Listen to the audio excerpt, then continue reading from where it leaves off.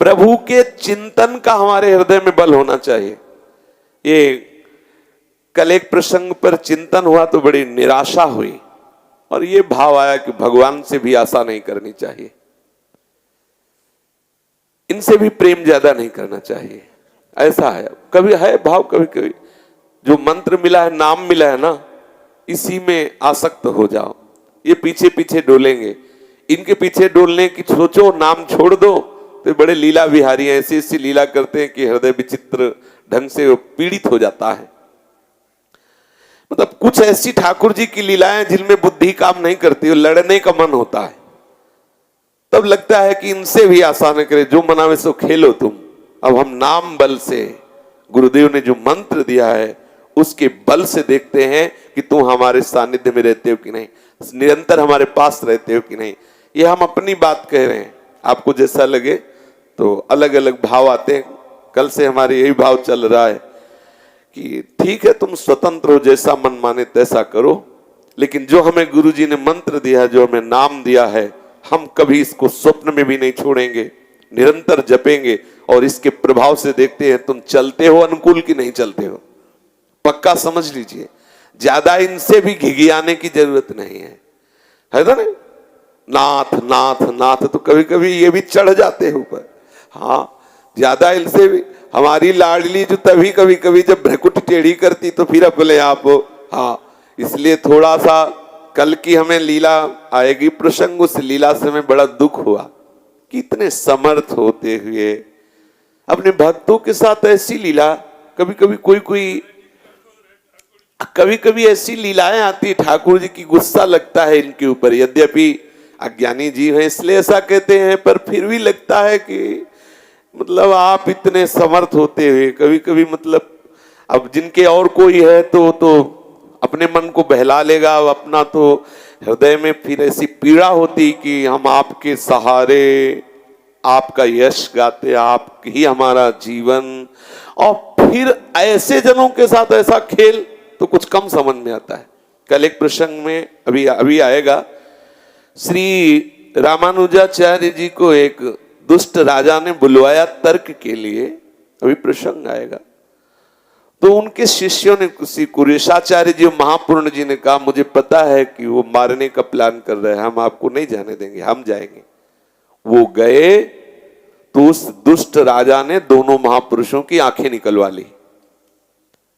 ठाकुर जी के लिए गए, ठाकुर जी के लिए तर्क किया। ठाकुर जी का कल हमें बहुत विक्षेप बना रहा घंटों इस बात का, यार मतलब इतने समर्थ होते हुए फिर ऐसे सिद्ध महापुरुषों की आंखें निकलवा ली, और इतना हुआ कि एक महापुरुष का तो शरीर ही पूरा हो गया, महापूर्ण जी का, रास्ते में ही खून स्राव, रक्त स्राव हो रहा है। तब लगा यद्यपि है तुम्हारी लीला ही, पर हमारे पचती नहीं है ऐसी लीला। आपके लिए जीवन है, आपके लिए। वो बाद में भले उसकी दुर्गति हो, लेकिन वर्तमान में तो आपका यश गान करने वाले, आपको जीवन समर्पित करने वाले। यद्यपि उन महापुरुषों को कोई फर्क नहीं पड़ा, अपने लोग कायर जन जैसे है ना, वही डरते हैं। वीरों को तो आनंद आता है जब उनके घाव होता है, तब युद्ध भूमि में जब उनके अस्त्र शस्त्र लगते हैं तो उनको आनंद आता है, लेकिन अपने जैसे कायरों को लगता है कि उनको घाव, वो तो महाआनंद में डूबे हुए महापुरुष हैं, उनको तो कोई फर्क नहीं। पर अपना हृदय कचोट गया कि आपके लिए जो तर्क कर रहे हैं, आपके लिए जी रहे हैं, आप ही तो गुरु रूप हो, गुरु को बचाने के लिए जो सभा में जा रहे हैं, उनकी आंख निकलवा ली गई। तो इसीलिए लगता है कि आपका भी आश्रय न रख करके आपके नाम का आश्रय ले, क्योंकि नाम हर समय साथ रहता है, और हम नाम में तन्मय रहेंगे तो आपको चलना ही पड़ेगा हमारे जैसा। हमें तो लगा कि इनसे ज्यादा इनका नाम, सुमिर पवन सुत पावन नामू, अपने बस करी राखे रामू। उपासक को चाहिए एक क्षण भी नाम न छोड़े, निरंतर नाम रटे, नाम का भरोसा रखे, नाम का ध्यान करे, नाम को लाल लड़ावे। क्योंकि कभी कभी प्रभु की ऐसी लीलाएं होती हैं जो हृदय विदारक होती हैं, जिनका कोई उत्तर नहीं मिलता। बस यही लगता है कि हरि तेरी गति लख न परे, हरि तेरी गति लख न परे। बहुत शीघ्र भजन के प्रताप से अपनी स्थिति को भगवत में कर लेना चाहिए। नहीं, भगवान की ऐसी विचित्र माया है कि कब कहां संशय खड़ा करके विस्मरण करवा दे पता नहीं। बहुत विचित्र है। मतलब प्रभु जाने, अगर प्रभु बल न दे तो कोई कोई ऐसी लीला है कि बिल्कुल अंधकार छा जाता है कि मतलब करे तो क्या करे, इतने समर्थ हैं। बोलो, जो प्रभु के नाम की जय जयकार करके उनकी आंख निकलवा ली गई और आप खड़े देखते रहे। आप सर्वसमर्थ होते इतने सिद्धों की, तो कहीं कहीं ऐसा कल से हम व्यतीत है, बस ये उत्तर अंदर से आता है, नाम नाम नाम में बस तन्मय रहो, नाम में तन्मय रहो। और फिर आता है कि ये ठीक लाडली जी के सामने ही रहते हैं, हमारी प्रियाजू के सामने ही ठीक रहते हैं, नहीं बहुत चंचल हैं। बस अगर इन कहीं शासन में है तो हमारी लाडली जी के शासन, जाके अधीन सदा सांवरो या ब्रज को सिरताज। हमारी भूरी गोरी किशोरी के चरणारविंद के चिंतन के समय ये सावधान रहते, नहीं तो भगवान बन जाते हैं, ऐसे भगवान बन जाते, ऐसा कष्ट। मतलब प्राण चले गए, महापूर्ण जी के प्राण निकल गए, इसी बात से आंखों से रक्तस्राव होता रहा और ठाकुर जी उनको अपने धाम ले गए। चलो ठीक है, शरीर छूटा, धाम चले गए, लेकिन प्रगट में तो जो भक्तजन पढ़ते हैं तो उनके कोमल हृदय में कितनी चोट पहुंचती है कि आपके लिए समर्पित जनों की आंखें निकलवाई जाए और आप शांत बैठे रहे। ये तो इसीलिए ये जो शरीर बंधन है, इससे मुक्त होना अति अनिवार्य है।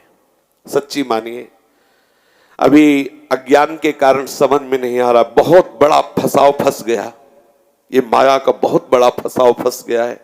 आज हम मनुष्य शरीर को स्वीकार किए हुए हैं तो हमारी बुद्धि कुछ काम कर रही, कल जब हम सुअर कुत्ता बनेंगे तो हम बिल्कुल और बंध जाएंगे। ये शरीरों के बंधन से मुक्त हो जाओ, यही एक अवसर है, यही एक अवसर। और प्रभु की भी आशा ना करो, प्रभु के नाम की आशा करो। ये कल से हमारा भाव बदला है, प्रभु के नाम में लगो, प्रभु के सुमिरन में इतना तन्मय हो जाओ कि तुम्हें जो मन भावे सो करो, हमें कोई शर्त नहीं आपसे, कोई मांग आपसे नहीं, कोई बचाव पक्ष आपसे नहीं।